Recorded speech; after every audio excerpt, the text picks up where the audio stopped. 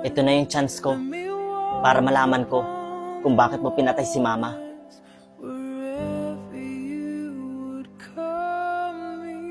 Anak, o pa, pinagtimpla na pala kita ng kape, oh. Salamat, pa. Welcome, anak. Pa, salamat nga po pala sa pag-aalaga mo sa amin ni Bunso, ah. Wala yun, anak.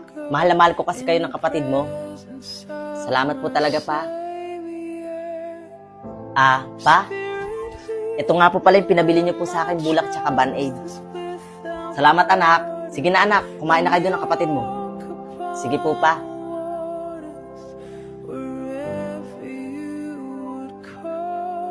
Magsuot ka na nga lang ng pulang damit para makilala kita agad.